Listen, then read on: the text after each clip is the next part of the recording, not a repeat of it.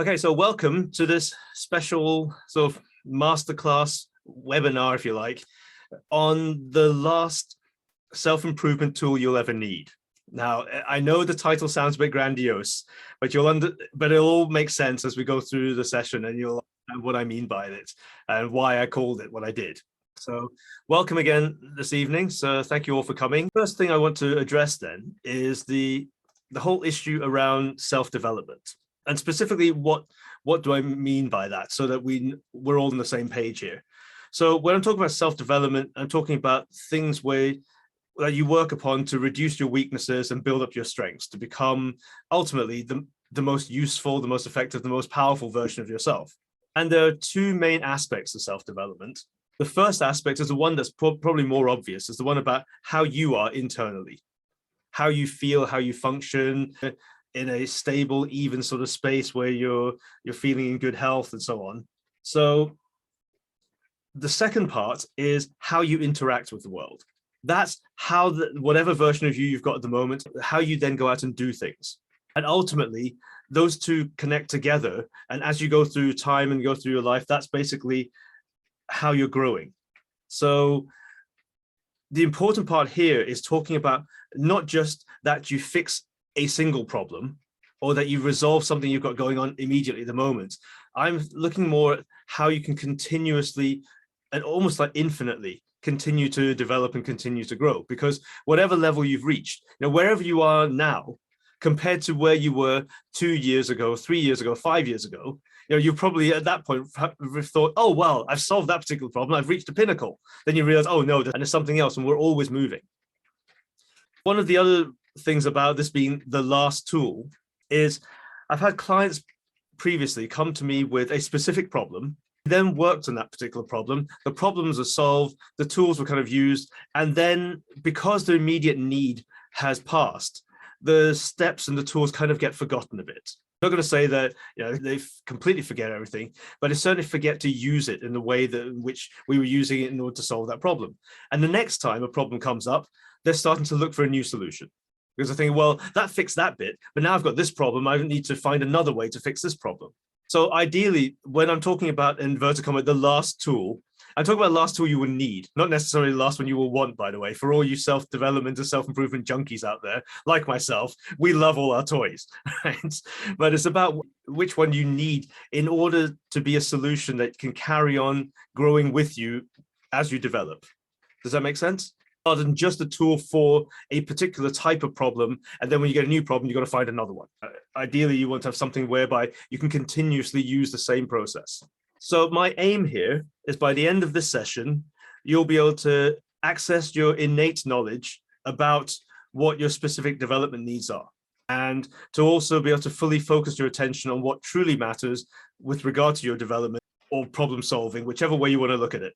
If you're glass half full, you're looking at development and moving forward and onwards and upwards. If you're glass half empty, it's about reducing an issue or fixing a problem. It amounts to the same thing. It's still development, forward movement. And by the end of the session, you'll also be able to create a sort of reliable, 100% foolproof method to identify and to transform your biggest weaknesses, customize your specific needs. And then also, you'll get to know what to do next in order to have that infinite development. Why is this really important? And why is self-improvement and self-development important? I know most of the time we look at these things and they're nice to have, but really it's about much more than that. It's about currently, if you're not improving yourself, you're not growing, then you're not meeting your potential. And when we say potential, we mean your specific potential, regardless of what level you're at and where you are. Another reason why self-improvement is important is because if you don't do it, then you stay limited. You could be complaining about the same issues for the rest of your days. Anyone want to keep doing that? Hands up, anybody? No, I didn't think so. Right? So, oh, okay, there's one. We always get the one. No, your complaints are usually about the rest of the world. And you're probably right about those. So, and also, talking about the world, and the world out there is very confusing. On one hand, you'll get told one thing by one person, you'll get told another thing by something else, you'll remember something that you were taught that was different, and before long, you don't know which way to turn and which way is right. And that includes whether it's something that's on the inside or within yourself, in terms of your own beliefs and how you see things, or how you view things going on out in the world outside. So we end up with inner conflicts and outer conflicts. Inner conflicts will probably lead to the outer conflicts, if we're going to be honest. And again, if we don't work enough on improving ourselves, quite often we'll run into a space where we get a lack of direction. Again, doesn't matter where you are, what you've managed to achieve so far, we will keep running into these same issues where even if you've succeeded in doing some amazing stuff you never believed you could have done in the past, and you've got there, once you get to the top of that, once you climb to the top of the mountain, usually what happens from there is like, oh, now what do I do? Where do I go from here? So it's a whole other mountain, or maybe it's learning to fly, or maybe it's going up into the clouds, something. There is something that's the next thing that we need to aim for. And if we haven't improved ourselves, then often we'll get stuck there at that top, feeling like we're now not achieving anything, which is, I mean, it's irony. I see this in a lot of my clients when they've achieved massive, incredible things. And then a while later, I'm talking to them, they go, oh yeah, I'm kind of feeling kind of stuck. I have to go back and remind them all the things that I've done for them to actually realize, oh, wow, I have done really well. It's just that I'm at a place where I couldn't quite see what the next thing was. So you feel stuck. So if you're not meeting your potential, staying limited, being confused about within yourself and the world, having inner and outer conflict, having a lack of direction, what do you think that those kind of things have been doing to your life so far? Now, you don't have to answer this directly. This is just a thought experiment. What could some of those things be doing to you right now? Or alternatively, what could you have been doing instead if you had solved those things? If you had a way of continuously solving those things? This is one of my favorite analogies, because I'm just going to go a little bit more into the problems. One of the biggest problems we have is we do way too much thinking. What happens is when we get something going wrong, often if we send it to the mind to try and understand it and break it all down, what ends up happening is the mind goes off and starts thinking about more things, thinking about more issues, thinking about how the problem could be getting worse and what's the worst case scenario. You started off with one problem, you put it through the old mincemeat machine here, that's our lovely brain. And for those of you, by the way, I know some of you are here who have particularly good brains, who are very sharp, very good thinkers. You're probably some of the worst culprits for this, because you can overanalyze and extrapolate the thing into some world-destroying monster. And as this picture here shows, our mind is just the top part of the iceberg that's floating on top of the water, when it's truly being driven by what's underneath. That's actually making the decisions. And at the top there, the mind's thinking about so many things. It's just increased your problems by exponential factors. I'm sure you know this in yourself. If you remember back the last time when you had a big problem happen, it probably didn't take very long to blow that up into a worst case scenario. So this is just the way that we've been trained. It's not our fault. It's just the way that we've been taught to use our minds much more so than other parts of our, I'll call it cognitive functions, but mainly that bottom part of the iceberg. That's the part we're going to be focusing on, because we've had so much training in using the mind, the top part of the iceberg, whilst not realizing the bottom part of the iceberg is what's driving things. This is why we can end up using all of that intellect, all of that logic, all of that wonderful brain power to effectively justify something that was just a feeling. I'll give you a good example of this. Have you ever had an argument with someone where either you could tell they were doing it or you could feel yourself doing it, where you felt that you were right about this thing, and as you go through the argument, you can actually find yourself making up evidence and making up rationale in order to be able to win the argument? Or opposite, either way, if you've got somebody else that does that, you can see them doing it. It's because it's not the mind that's driving things. The reaction, the emotion, that's what's really driving it. And the mind is then spending all its energy, all its power trying to justify why the feeling was correct. So effectively, in terms of our schooling, our training, we are pretty much emotional 3-year-olds having very intelligent tantrums. That's it. We're just kicking and screaming and thinking, I don't like this. That's basically what we're doing. But we're using all of that intellect and all of that intelligence to try and justify it. And what that ends up doing is that adds to the confusion, because, well, we'll come to this in a little bit, but inside ourselves, every single one of us, every single human, with the exception of maybe a few psychotic people, every single human knows inside what's actually true and what's not for them, what's right and what's wrong. You'll feel it. You can just choose to ignore it, but you can still feel it and sense it. But with what we're doing here, by overthinking and then coming up with all these different scenarios and rationales, we end up actually blinding ourselves to what's actually true, because we're running with just we're going to learn the emotion. So the other thing that this leads to then is another big problem that we have is about lack of control of ourselves. Now, going back to the mind analogy, if it was true that our minds control everything and that's actually in charge, then we shouldn't have any problems at all.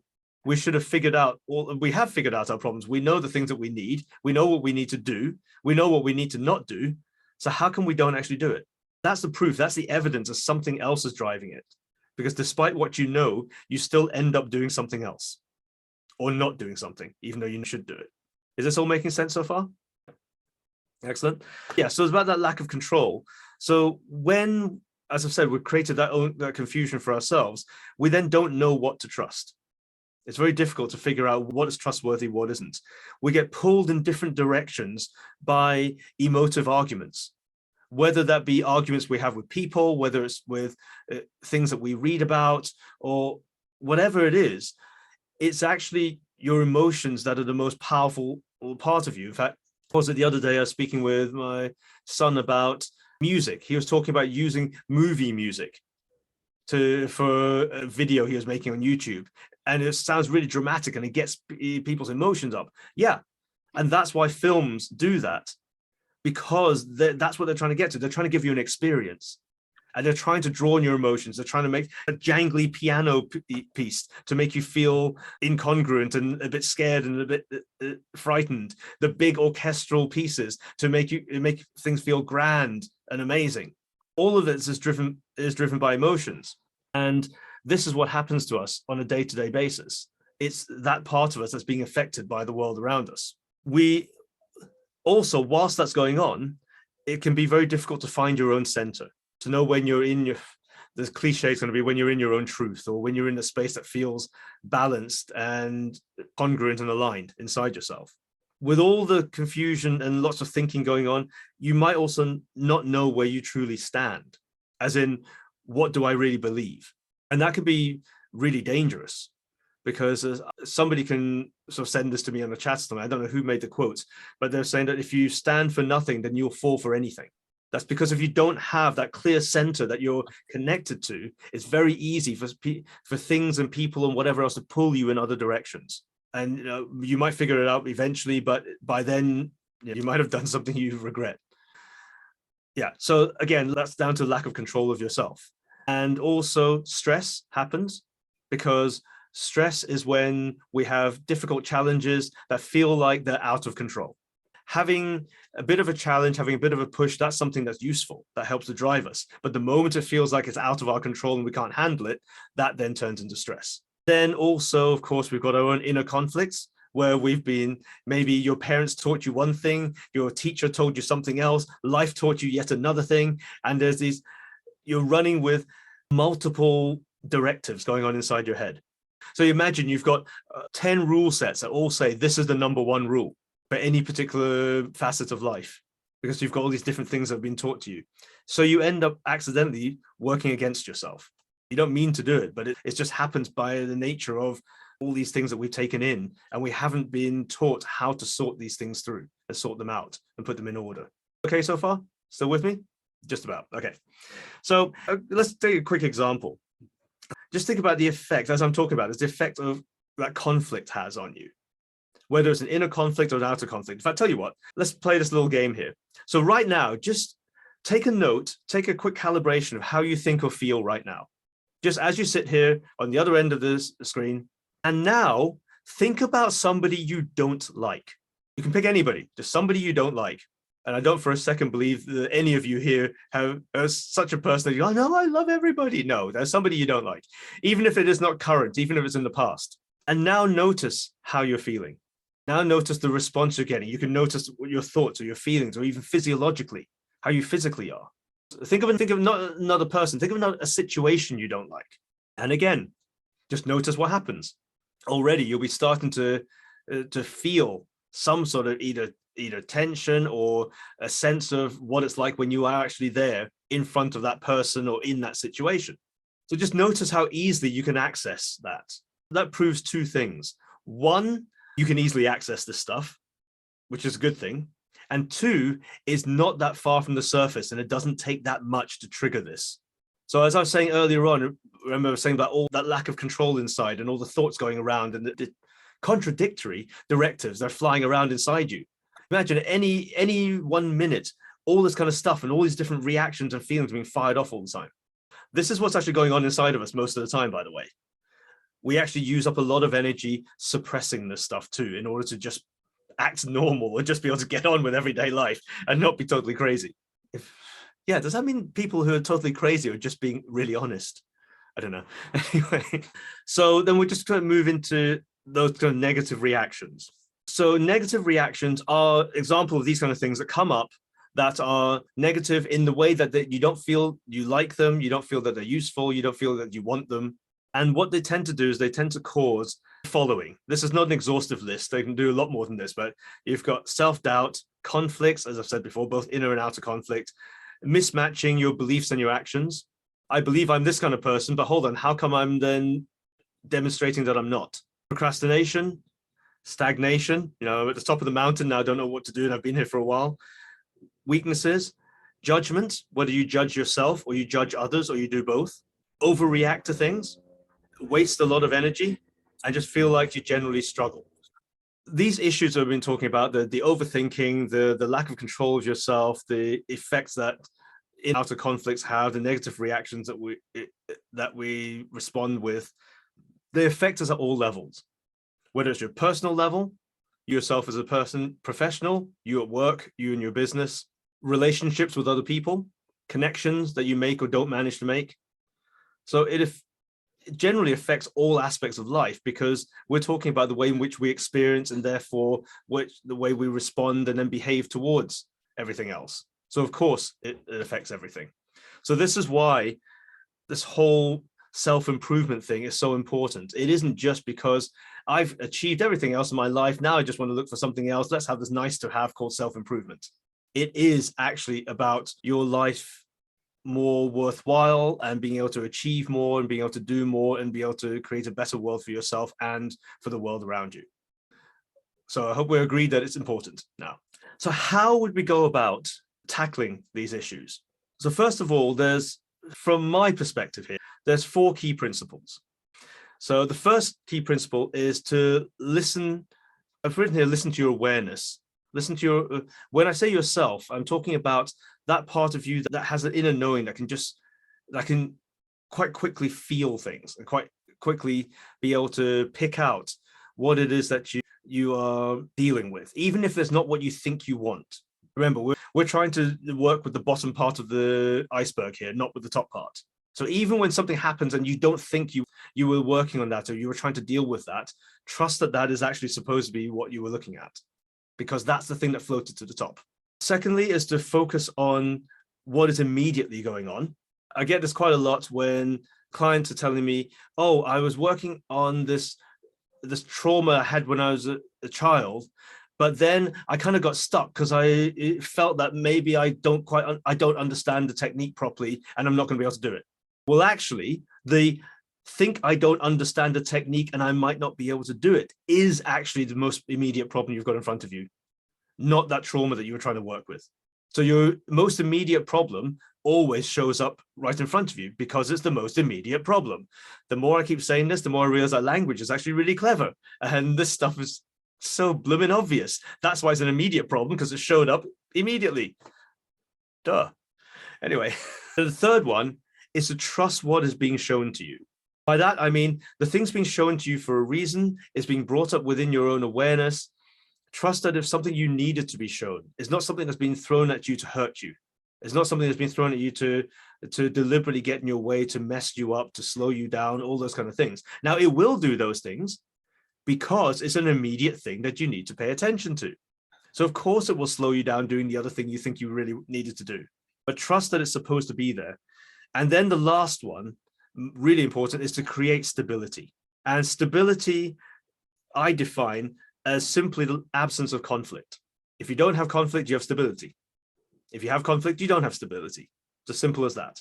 And when these conflicts show up, they're quite helpfully pointing you to the target. They're saying, here it is, pay attention, it's right here. This is the thing you're looking for. These are the droids you're looking for, and they're right here in front of you. Wrong audience. Star Wars references probably don't work so well here. So we're just going to do a few exercises and play with some of this. Now, some of you will be quite familiar with this, but just bear with me here, because the difference in what we're talking about here is putting this into much more of a, shall we say, tactical and systematic way, because we are talking about approaching this as a tool set, as something that you follow, step 1, step 2, step 3, step 4, and so on. What we're going to be doing is, first of all, we're going to be looking at inner knowing, and I'll just describe what you're going to be doing, so at least the top part of the iceberg will be happy and comfortable. What we're going to be doing is you're going to choose a current issue and then notice the immediate response that you get from it. Don't do it just yet. I'm just telling you what we're going to be doing. Okay. Second part, we're going to be testing the focus. So I'm going to ask you to disregard your thoughts, pay attention to that feeling, notice where it is, notice how it feels. What's it doing? Is it something that's deep inside you, twisting, solid? Is it something that feels like it's pressure around you? Just pay attention to what you can pick up about the actual response. The next part is to trust, to allow yourself to feel that thing. Know that you're just having a conversation with that reaction, whether it's with the reaction's information, whether it's with the energy. It doesn't matter what you want to call it. It's that thing that you can sense. And trust that it's showing you that for a reason, and just stay with it. And then when we come to the part about the stability, then I'll guide you through what to do with that pattern that you've got there in front of you. Everyone okay with this so far? Right. Okay. So first of all, then, inner knowing. So a key principle. First one is listening to your own awareness, listening to the information that's being brought to you by your own, is brought to you by your own body, by your senses, by everything aside from just the mind. But we're just going to use the mind to trigger it off to start with. So choose a current issue that's going on. Could be anything in your life. It could be a personal thing. It could be a work thing. It doesn't matter what it is, but it's something that's top of mind right now. Now, as you think of that, notice the immediate response from your senses. What do you notice? What immediately showed up? Did you get a tension in the neck? Did you get a feeling of pressure in the chest? Did you sense something twisting in the stomach, or a pressure around the throat, or in the throat, or in the heart? That kind of thing. If you're not sure, have another think about just sort of imagine, just clear out, wipe the board clean, think about the issue, and notice again, because it will be consistent. Your body will consistently show you the same response. So just pay attention to that immediate response that you get. Remember, we're focusing on the immediate. So now, regardless of what you think of the problem, and by the way, you're probably already starting to exponentially to the power of thinking about this particular problem, let that carry on. That's okay, that's fine. You don't need to stop that necessarily, but just allow it to do its thing whilst you pay attention to where you can feel this particular thing. Where do you notice it the most? And how do you notice it? Does it feel like it's something that's deep inside and either solid or twisting or turning? Or does it feel like it's something that's pressure all around, or pressure on a particular part of you? Or does it feel like it's both? Could be both. If you picked a big enough issue, it could probably be multiple locations, multiple areas of this going on. So you may well have something that feels like it's going on inside, and it feels like you've got some kind of pressure going on. So the third principle then is just to trust that you're being shown this for a good reason. This isn't just being done to hurt you. This isn't this particular reaction pattern just trying to mess you up. It's just trying to show you something. It's going, hey, pay attention to this. This is really important. I want you to notice where this thing is, but in a language, in a way that the bottom part of the iceberg can feel, not the top part. So remember, we had the iceberg and the thinking on the top and the main part at the bottom. We're working with the part at the bottom. So keep your focus on where and how you can feel that. By the way, all the time we've been doing this, your subconscious or your deeper awareness is having a conversation with that pattern right now, and has been, whilst you've maintained that connection with it, rather than trying to suppress it, using up a whole load of energy, fighting against it, using up a whole load of energy, wishing it wasn't there and hating it, using way more energy, or or just trying to pretend it's not there also uses up a ton of energy. Instead of doing all those things, you're just going, okay, it's here. So I'm just going to pay attention to it. And I'm just going to stay with it for a moment. So now's the part where we're looking at the stability, how to create more stability within ourselves. Because usually when you think about this issue, this feeling pops up, it throws you off. So we don't want that anymore. We want you to be able to think about this particular thing and be clear-headed and be fairly well-balanced and centered about all this, therefore improving the way in which you respond and therefore the actions you're going to take beyond this. So notice where you're feeling the thing, notice the way you're feeling it, notice its location, and then notice the very center of that feeling. Again, don't worry about rationale or what it might or might not mean. Just put your attention to wherever you feel the center might be. If you're not sure, just literally give the instruction to your awareness to show me the center, and immediately just put your attention to whichever point shows up, whichever point gets your attention. This is the way we're accessing our innate knowledge about what we actually really need. We just need to ask. So now you've got the center, just imagine you're taking your awareness, you're taking that bottom part of the iceberg in towards that center. Just gently moving closer and closer in towards that center. Again, remember, this is just information. That's all. It's just an energy pattern, energy form, part of something in your imagination. There's no real danger in this. What? He didn't say anything about danger before? No, I really mean, there isn't. Just follow that, because this has been here all the time. This has been living inside you for decades, probably. So you can't make it any worse. It's already there. So follow it in right away into the center. And as you get closer to the center, notice the center of the center. Now, this is the same whether the thing's moving and spinning really fast or if the thing is just a rock solid object. Or rock solid feeling, just center until you feel you kind of fall out the bottom. If you do happen to run into anything that blocks your way and you can't get any further into the centers, just imagine you're traveling along the surface of that obstacle and go around underneath it. You are allowed to do that. And you can do that because if you're able to be aware of this thing, then your awareness is bigger than the thing. So therefore, you can always get around these things. Otherwise, you would not have been able to be aware of it. And then once you've come down through that center, out to the bottom, when you get to the bottom, keep going and head and just imagine this thing was actually, not only was in the center, but this thing's also surrounded by either a big or a small, whatever size, a bubble. So as you've got through the bottom, you carry on going down until you reach the inside edge of that bubble. And it could be quite a tight bubble. It could be quite wide, quite large. It could be a few feet away. It could go out to the other side of the galaxy. It's whatever your awareness is showing you. That's correct. There you go, right up to the inside edge. If it is too large and you're having trouble with it, again, you just ask. So you say, right, just body or awareness, just teleport me to the inside edge of this field, this bubble. And then once you get there, allow yourself to go out past the edge of that into a great big open space on the other side. But if you like, from where you reach the inside edge, you can then notice that on the other side, there's a big open space.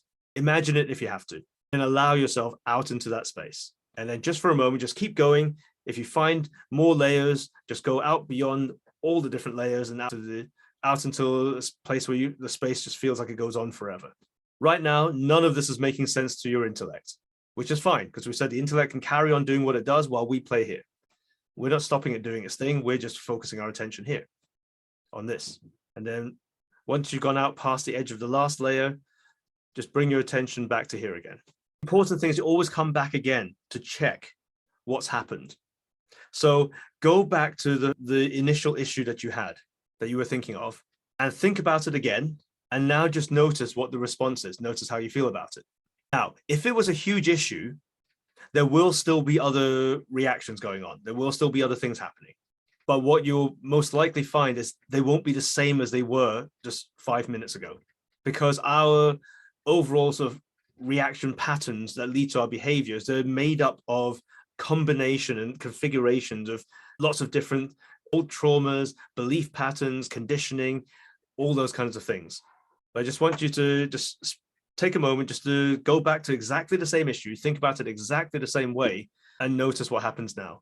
What's happened here is we've just communicated with a reaction pattern using language that it understands. Normally, when you're thinking about it, it's a totally different language. It's like you've got one person trying to speak Gaelic and somebody else speaking Swahili. I don't, maybe there are links between Swahili and Gaelic. I don't know. Anyway, I don't think there are, right? But you get the idea. It's a totally different language.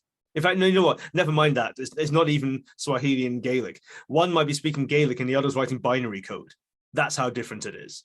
So what we're doing here is by behaving in this sort of way, because when problems and challenges occur, your reactions happen, we're actually responding back in the way in which the reaction is working, the way in which it's actually showing up.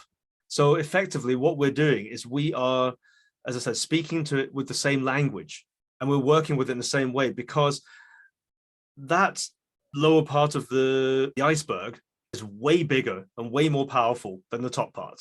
So what we've been trying to do to try and get away from all our problems and try and work out all our problems is we've been trying to use something that's maybe operates at, I know, kindergarten level to try and understand something that's happening at doctorate level.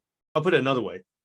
In neurolinguistic programming, they make some assumptions based on sort of studies and scientific evidence and so on, that the conscious mind, this part here, can manage 15 items a second. That's 15 different individual items. One might be driving your car. The second one might be what you're making for dinner tonight. The third might be a conversation you had with somebody. The fourth might be listening to a radio conversation. The fifth might be singing along to a song on the radio. That's only 5 items. You can manage 15 of those in here per second, which is pretty amazing. That's a lot of stuff per second. However, the rest of us, the bottom part of the iceberg, is rated to be able to manage 11 million items a second. So up until now, we were trying to get the part here that can manage 15 items a second to try and understand and control and instruct and change the part of us that manages 11 million items a second. So if you were wondering in the past, how on earth have I not managed to think myself out of this problem yet? Well, if it gives you some sense of the scale of the problem, then that should explain why you haven't thought your way out of all your problems yet. So this is why it's important that we use other senses that we have available and communicate with these patterns and work with these patterns using the same language. Now, what have we got here? Messages. Okay, so we've got different points and less intense. But yeah, that's one of the things you will notice, that it doesn't quite feel the same. It doesn't feel as much. And if you were to continue working on that, you would find it dissipates more and more and more till eventually there's hardly anything around.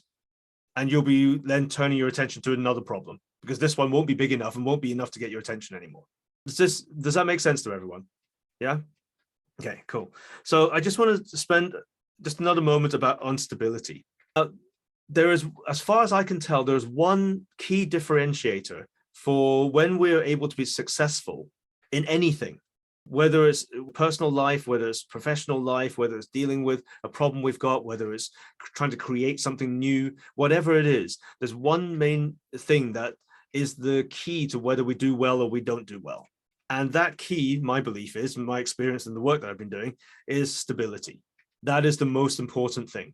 That is the thing that's the difference between you being able to where you are right now, to be able to step up to the next level, to the next thing, to the next thing, or you being so all over the place, you don't even know what level you're on.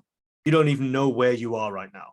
And so it's that internal stability, because when you've got that stability, it gives you space and time to actually think. You're not so easily driven by emotion or driven by reaction, or if somebody says something to you in a certain way, you get a split second or more just to think about it and then choose your response.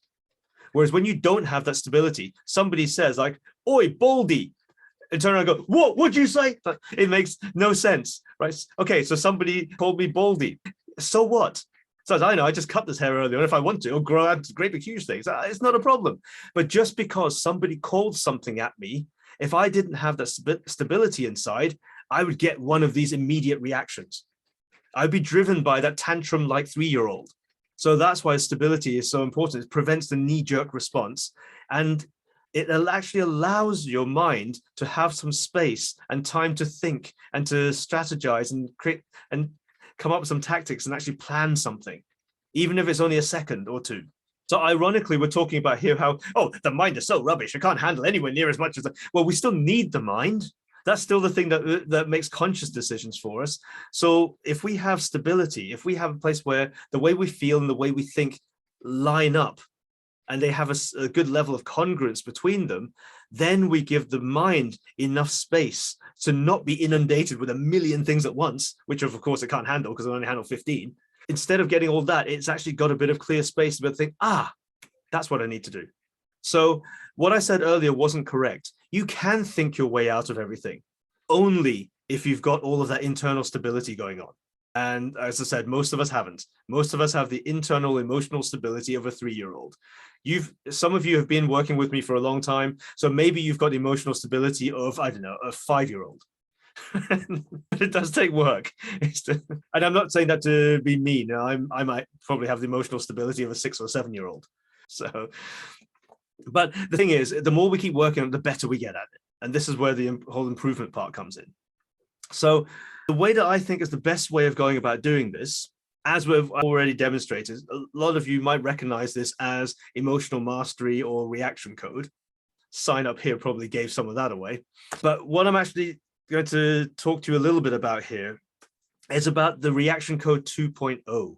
There has been some professoring going on in the background for the past 8, maybe even almost 10 years.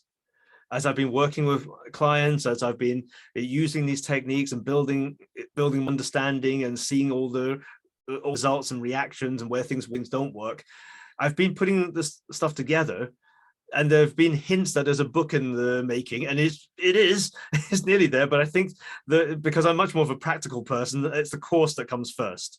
So I just want to quickly show this to you. Right. So what we have is the reaction code 2.0. So what this is what I put together is a 16-week program that's designed to be end-to-end.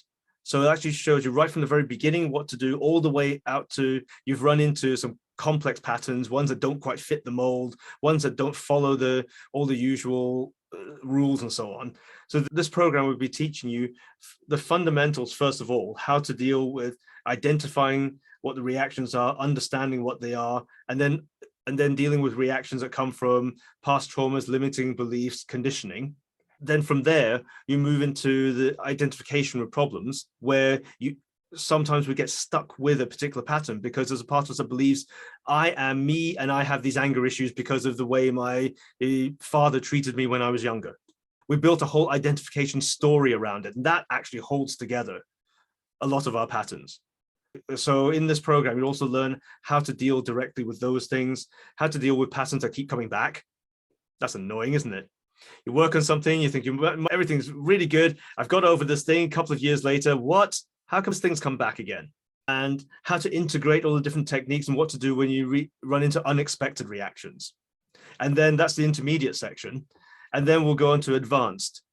How you then integrate all the different applications in order to be able to change whole behaviors, whole patterns of behavior, not just a single reaction here and there, but that bit where I can never seem to get up in front of people to talk to an audience, that bit where I never seem to be able to get my business off the ground somehow, that bit where it doesn't matter how hard I try, I still can't quite seem to get people to get my point of view, all those kind of behavior patterns. And then going on to be able to use this to optimize your everyday life and to actually build this into a way that you end up continuously improving all the time so that you keep ahead of yourself, so you don't stagnate.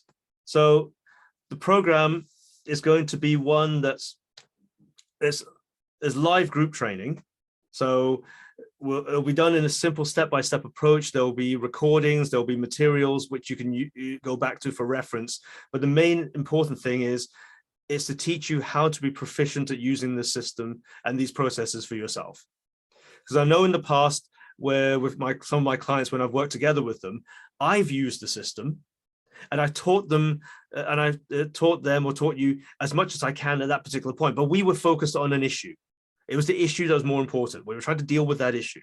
What this is now is teaching you to become expert and proficient at using these processes so you can apply it to your own issues. So we've turned it around now. Now it's not focused on the issue. It's now focused on the way to deal with issues. So you'll learn to handle any negative reactions, become fully proficient in resolving your traumas, and be able to very quickly and easily transform any limiting beliefs you've got.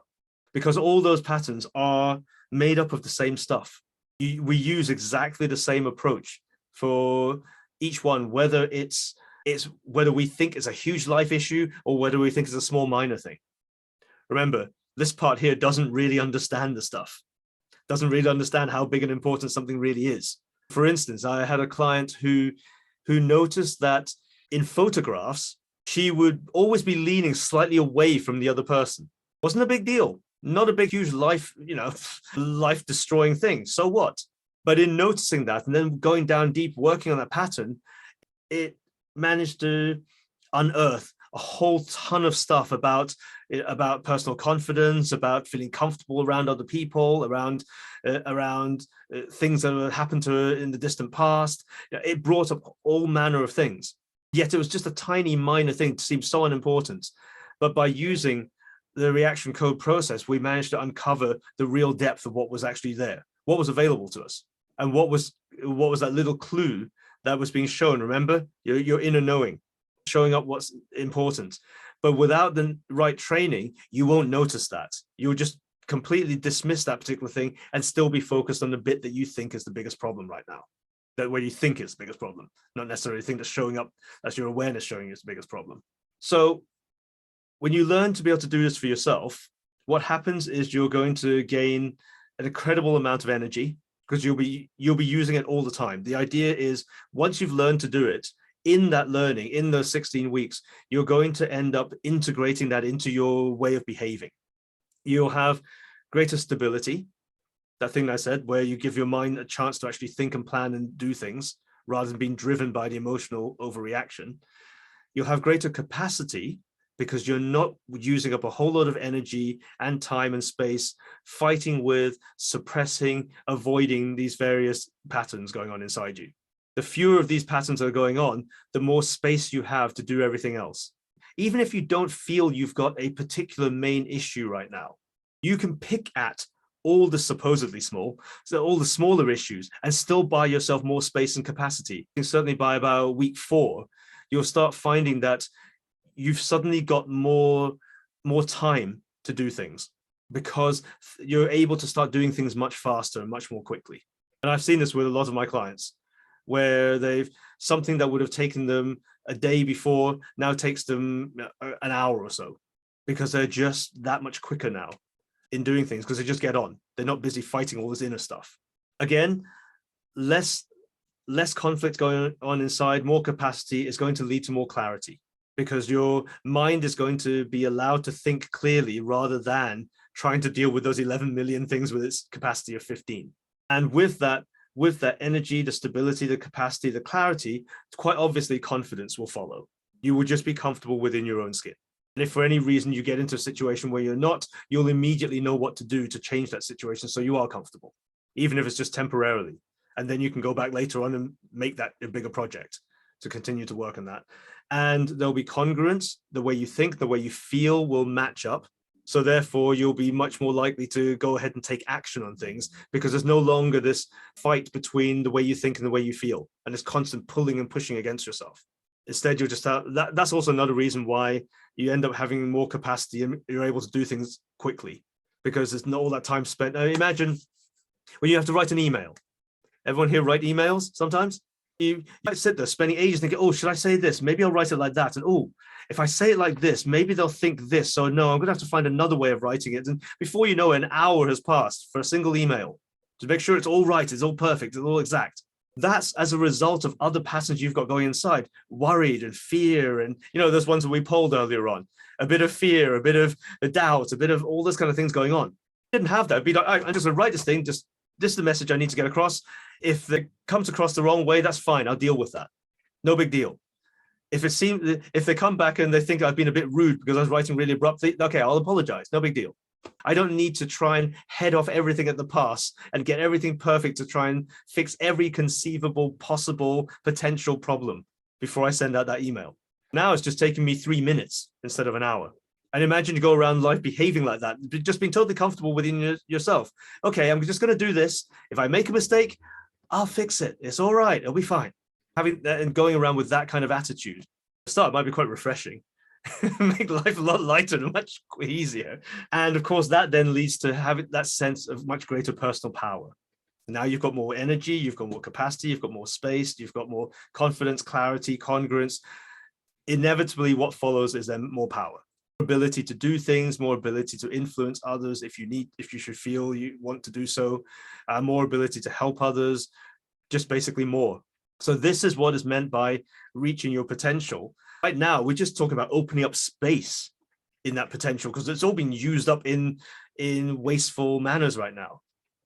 So if you get rid of those things, then you've got all that extra space inside internally to do all the other things you ever wished you were doing. So this making sense. Yeah. And the main difference with this being the reaction code 2.0, you will recognize some of the processes and the general techniques and the way they work. The important thing here is putting it together in a systematic way that you're actually learning the system fully now, so that you can then go off and use it whenever you need to use it, rather than just trying to remember snippets and bits in here and there. The idea is that you come out at the end being able to handle any reaction pattern and any behavior pattern. I'm not right now going to say you can then go off and work on other people with it. Of course, you can't unknow what you know. So you may still be able to help others, but I'm just putting a disclaimer. I'm not currently training you up to become a practitioner. That's next time, not just yet. However, as I said, you can't help know what you know. So so whatever you've become good and capable at, you could help others with, or you could share with others. It's just, I'm just stepping away from any liability for it. By the way, you can't actually make this stuff do anything bad, because the worst thing that can happen with the reaction code is that nothing changes. That's the worst outcome you can get. These patterns already exist the way they are right now. So there's no real making it worse. However, when people don't really understand, they might then attribute other things and so on. So yeah, so this is still focused around those 4 principles, by the inner knowing, the focus, the trust, and the stability. Those will be key themes that will be going on all the way through the program and all the way through each use of the techniques. This is how the program is going to be structured. It's the monthly plan. As I said, it's a 16-week program over 4 months.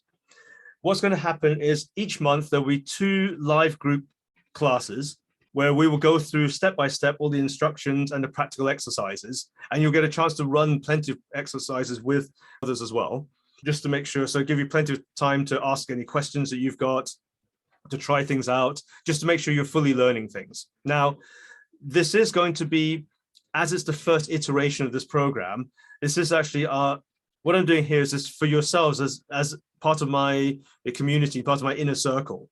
You're going to be helping me in order to be able to give feedback and understand what's happening here and understand all the different things that could be going on here. So part of what will be going on here is you're going to be, in some degree, contributing and helping me to further develop this process.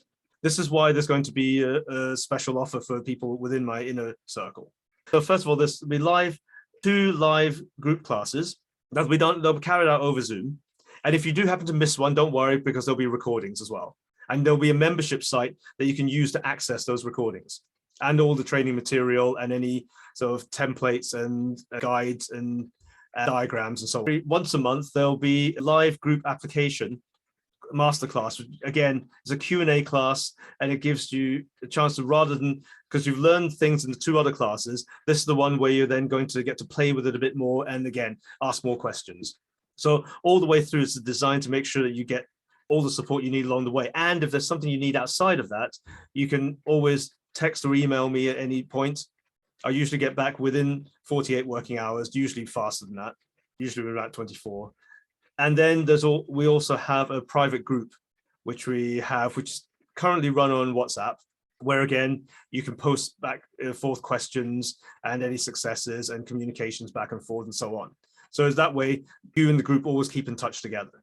So the retail price for this, once it actually goes out to the public, is going to be in the region of £285 a month. As this is the first version, as part of my inner circle, because a lot of you already know about some of these techniques, so it's going to be a lot easier teaching you as well. So it's going to make my life easier. So with that, and also because of the fact you'll be helping me to get this out into the world eventually, that I'm actually planning on doing this for £99 deposit followed by £99 a month for 4 months. So total comes to £495. So that's for the cost of the whole thing. Or you can do it with one payment of £397, which just saves you you get a free month basically. Saves £98 there. So normally this course would be just over £1,100. That's the price that's going to go out later on when it's retail. And if this is something you feel you really want to do and you want to move forward with, if you do also sign up before the end of this session, or I think maybe before the end of the night, maybe we'll be fair with that one rather than just exactly this session, because I don't like putting that kind of pressure on you. But what you'll also get is for moving quickly is this ultimate behavior transformation session. This is me using everything from the reaction code 2.0 on you. So you'll have an hour, 60 minutes, completely focused on whatever goal you want to set, usually whatever's the biggest issue you've got going on right now. And we'll identify and break the biggest limiting pattern and transform that negative behavior for good. And that the usual retail price of that session is £299. So if you sign up early for the reaction code program, you will get that one as well. I'm just going to leave this page up so we can, if you still want to have a look over what's going on here, whilst I carry on, because we're not quite done yet. So what I also want to cover is what if you did this, and also why I'm billing this as the last tool you'll need. And then also, I did say there's a big announcement. There's a big announcement for the Trans.Form community as well. So I'm going to leave this on the screen, and the links are there in the chat. So if you want to go in there and click on the link and sign up, if you've got any questions, please let me know as well. So what if you were to do this? So the whole thing, again, was about breaking old limitations. So you can regain energy, get more capacity, confidence, direction, stop wasting energy on the negative things, so you can do more to make your own life and the world around you and the wider world, depending on what you want to achieve, to make that all better, to be able to achieve more as a person. So by the time it's time for you to leave this plane of existence, you can leave knowing full well that, you know, I did as much as I could and I managed to leave something good behind. The goal of the reaction code process is, some of the other goals I didn't mention there, is you'll generate a lot more trust within yourself, because you'll be more willing to just go into what would be scary situations, because you now know you can handle them. You now know you've got the tools in your bat belt to be able to actually change things, even if you have to do it there on the spot. You'll be trained well enough to be able to handle reactions are happening immediately. So that's, you know, to that kind of level of personal power. More clarity, energy, extra capacity, more access to your true potential, and be able to finally bring more balance to yourself. And just talk about bringing it to yourself rather than have somebody else do it for you. Because the problem with, sorry, I don't want to completely ruin my whole client base here, but the problem with people coming to me for it is because you're getting my perspective, my expertise, but you actually know you better than anybody. So if you had the same skills, you would then be able to possibly do more with that, because you know more of yourself. And there'll be things that you know about that you haven't even told me about, that you can then work on. Things that maybe you never thought to tell me about, or maybe you don't want to tell me about, which is fine as well. But either way, you'll then have the tools in your own hands to be able to deal with that properly. Resolving old disputes, letting go of old beliefs, releasing old trauma, and break free from limited conditioning. So that's what will come out of this. The reason why I'm saying this is the last tool you'll need, as I said before, is not because it's the only tool you'll ever want. You'll want for other things, but it's the last one you'll actually need, because this is development that's been directed by your own self. You will know what to develop to improve next, because it will be showing up inside of you. So this will be driven totally by your own being and however you're configured as a human being, rather than somebody else saying to you, oh, you need to look at this and you need to do that, and you need to stand up for yourself, you need to not be afraid to do this, you need all this kind of stuff. That's all good and well generically, but it might not be what you actually need. But by using this process, you're just working with the things that show up from within you, and whatever's the most important one comes to the top. So you're self-directed development. It will always be accurate, because it's coming from that place of deep awareness. It'll always be relevant because it's showing up because you're in a certain situation, because you're trying to do something, because you're struggling with something, because you're running into problems or issues. So it will always be relevant to what's going on in your life. And it draws out your current weaknesses. And finally, it is infinite continuous self-development, because I don't know anybody who's actually managed to clear up absolutely everything that's going on inside them. So there'll always be more. There'll always be more that you can do. And this is why it's the last tool you'll need, because the keys are in your hands then. And because it continuously moves with you. I've got people who worked with me on this, who didn't even have a job, and they were trying to get themselves to a job, all the way up to a level where somebody has multiple businesses running and they're making great money, but they were struggling in terms of having time and having personal life. So it doesn't matter where you are in that scale compared to everybody else in the world. You're still developing from where you are to the next stage where you want to get to. So this is also why it just continues going on forever, until the day there's no need for you to develop anymore, because it's time to leave the planet and go off somewhere else, right? Go back home to your own planet, maybe, I don't know. So the big announcement part is there are some changes that I want to make with regard to the Trans.Form community. And it's this. So far, what I've been doing with it is I've been just using it as a way of being able to support you, being able to keep in touch with you, to help you with various things and to bring up various subjects and things that I know are generally going on, and just as a general way of supporting and keeping you up to date on developments within emotional mastery or reaction code, and reminding you to use the techniques and all that kind of stuff. What I want to do now is I want to expand the Trans.Form community in order for it to join me on a mission to get this work out to the rest of the world.